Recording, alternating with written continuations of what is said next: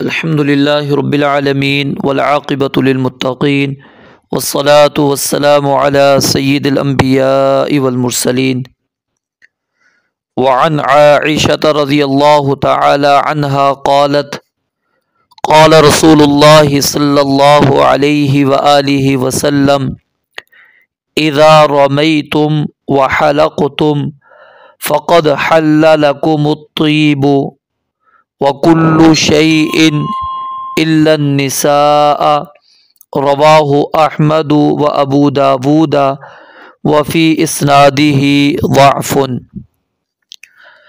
سیدہ عائشہ صدیقہ رضی اللہ تعالی عنہا سے روایت ہے، بیان فرماتی ہیں قال رسول اللہ صلی اللہ علیہ وآلہ وسلم، نبی مکرم صلی اللہ علیہ وآلہ وسلم نے ارشاد فرمایا، اذا رمیتم، جب تم رمی کرو، کنکریاں مارو، یعنی یہ بات ہو رہی ہے عید کے دن کی، جب تم جمرہ عقبہ کو کی رمی کر لو، وحلقتم، اور اپنے سر کے بال منڈوا چکو۔ یہاں پر قصر بھی موجود ہے، کیونکہ حلق اگر کوئی نہیں کرواتا تو وہ قصر کروائے گا، حلق کا وہ کیا ہے، بدل ہے۔ فقد حل، تو یقیناً حلال ہو گئی، لکم، تمہارے لیے، الطیب، خوشبو، وکل شیء، اور ہر چیز، یعنی جو محظورات تھیں، ممنوع تھیں احرام کی حالت میں، وہ حلال ہو گئیں تمہارے لیے، الا النساء، سوائے عورتیں، یعنی عورتیں اور جو ان سے متعلقہ باتیں ہیں، جیسے جماع کرنا، بوس و کنار کرنا، مباشرت کرنا، نکاح کرنا، پیغام نکاح،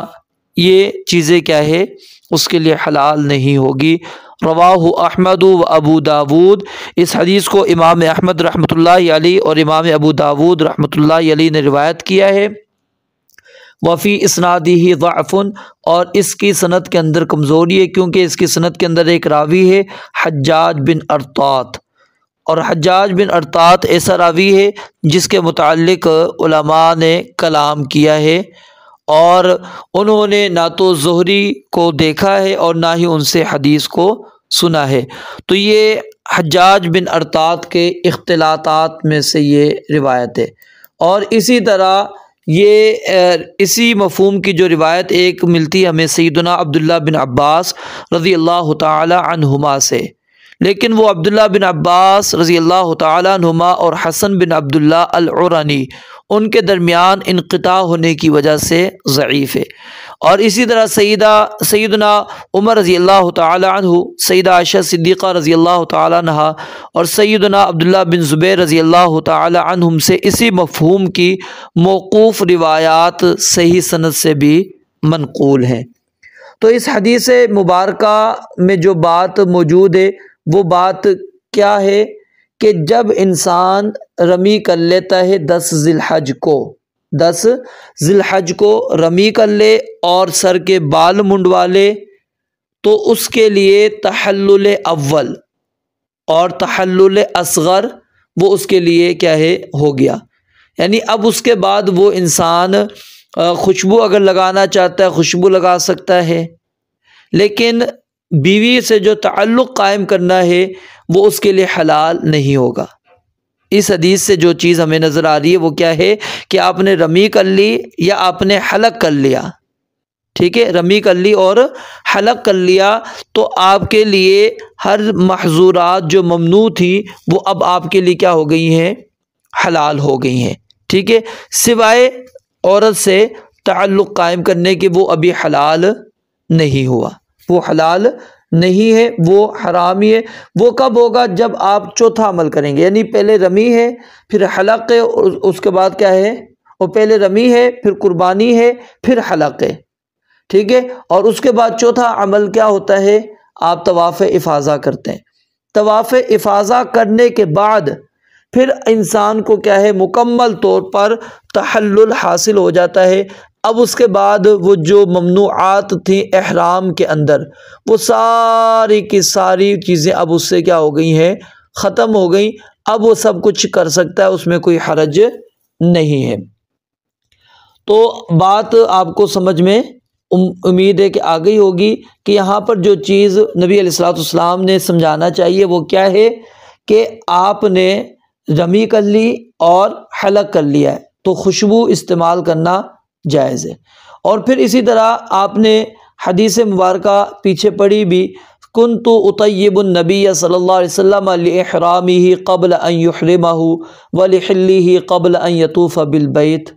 کہ میں نبی علیہ الصلوۃ والسلام کو احرام باندھنے سے پہلے، ٹھیک ہے، آپ کو خوشبو لگایا کرتی تھی، اور اسی طرح بیت اللہ کے طواف سے پہلے جب آپ حلال ہو جاتے، یہاں پر جو حلال کا تذکرہ وہ کیا ہے، تحلل اول، جس کو تحلل اصغر کہتے ہیں، ٹھیک ہے، تو بیت اللہ کے طواف سے پہلے میں آپ کو خوشبو لگا دیا کرتی تھی۔ تو یہاں پر کیا ہے، حلق بھی اس کے اندر آ گیا، اس کے اندر رمی بھی آ گئی، اور ساتھ میں جو ہے قربانی بھی آ گئی۔ تو یہ چیز یعنی کہ بالکل واضح ہے، تو اس لیے انسان کو احتیاط والی ہی طرف جانا چاہیے کہ یہ تینوں کام کرنے کے بعد پھر وہ کیا ہے، انسان وہ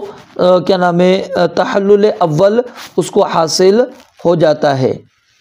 اب یہاں پر ایک اور چیز ہے کہ یہاں سے تو یہی چیز جو بات میں مطلب سمجھ میں آتی ہے وہ کیا ہے کہ بندے کے لیے جب اس نے یہ کام کیا، ان میں سے ایک بھی کام اس نے کر لیا، یعنی مثال رمی کر لی، تو کیا وہ خوشبو لگا لے گا؟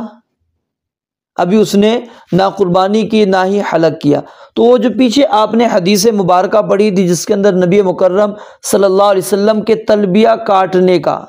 ٹھیک ہے، لم یزل النبی صلی اللہ علیہ وسلم یلبی حتی رما جمرۃ العقبہ، کہ جمرہ عقبہ کو آپ کنکری مارنے کے بعد آپ کیا کرتے تھے، تلبیہ منقطع کر دیتے تھے۔ تو اس حدیث سے بعض علماء نے یہ استدلال کیا کہ آپ نے رمی کر لی تو اس کے بعد خوشبو کو استعمال کر سکتے ہیں، لیکن صحیح بات یہ ہے کہ آپ یہ تینوں کام کریں، اس کے بعد کیا ہے، تحلل اول حاصل ہوتا ہے، اور تحلل ثانی مکمل طور پر جو تحلل وہ انسان کو حاصل ہوگا وہ کب ہوگا، جب انسان طواف افاضہ کر لے، پھر وہ سارے ممنوعات اس کے اوپر کیا ہو جائیں گی، حلال ہو جائیں گی۔ واللہ اعلم۔